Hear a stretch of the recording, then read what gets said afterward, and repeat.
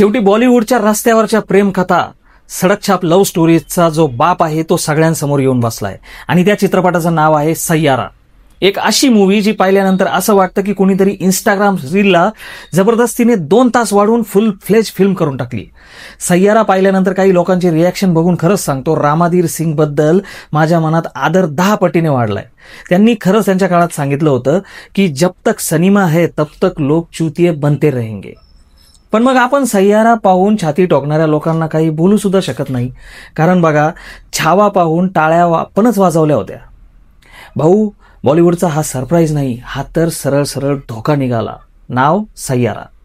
जरा स्वतः विचार करा, एक अशी फिल्म ज्याचा ट्रेलर पाहून वाटलं होतं की ही कुठली तरी फेल झालेली इंस्टाग्राम रील आहे आणि चुकून ताणून 2 तासांची बनवून टाकली.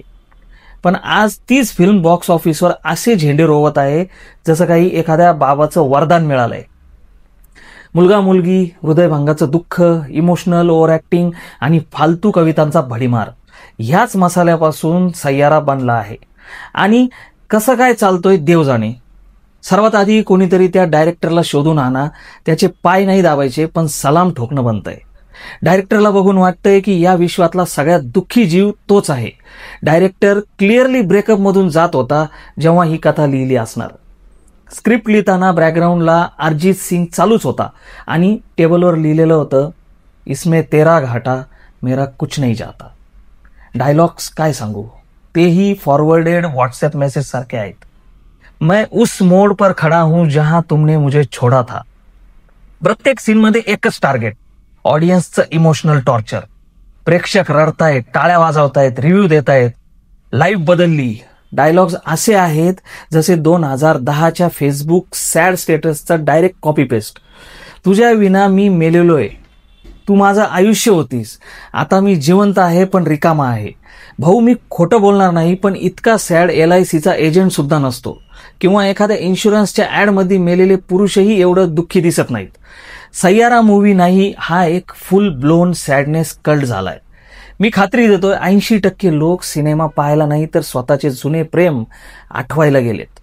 चित्रपटाचा खरा गेम सोशल मीडियाने केला, पण आपण दुर्लक्ष करू शकत नाही. रील्स, एडिट्स, सॅड कोट्स आणि स्लो मोशनमध्ये पावसात भिजणारा हिरो. 13 ते 18 वयोगटाच्या निब्बानिब्बी ऑडियन्ससाठीचा आजचा प्रेमग्रंथ.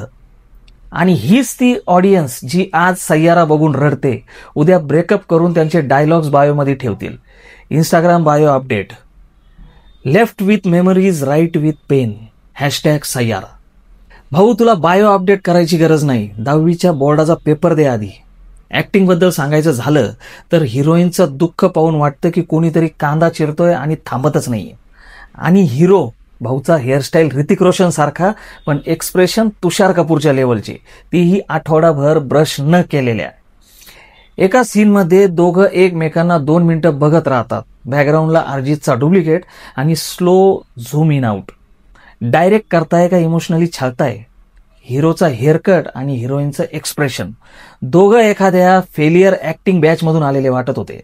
आता ही मूव्ही आशिकी टेम्पलेटवर बनवलेली असल्याने बॅकग्राऊंड म्युझिक, सगळ्या सीनमध्ये एकच दर्द भरा व्हायलिन लूप.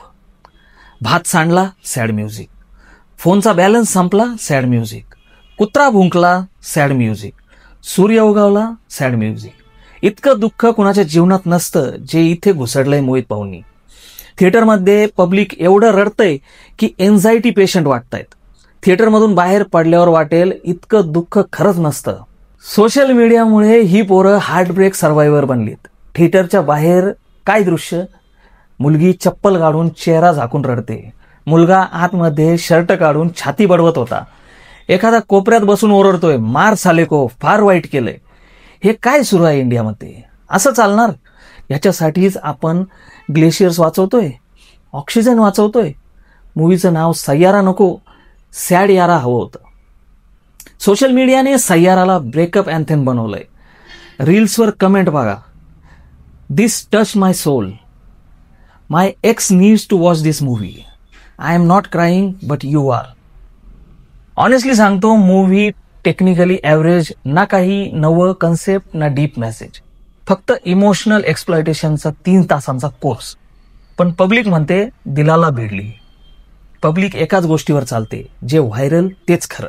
सय्यारा एक अशी फिल्म आहे जी लोकांना इमोशनली रिलेटेबल वाटली, पण प्रॉब्लेम तेव्हा होतो जेव्हा आपण नॉर्मल गोष्टीला मास्टरपीस म्हणायला लागतो.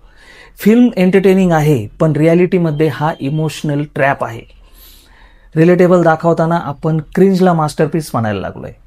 पुढच्या वेळेस कोणी म्हणालं सय्यारा चेंज माय लाईफ, त्याला सांग तुझं डेटा पॅक आणि मेंदू दोन्हीला चुकीचा मेसेज गेला आहे.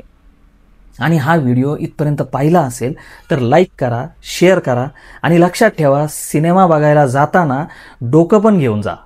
जय श्रीराम.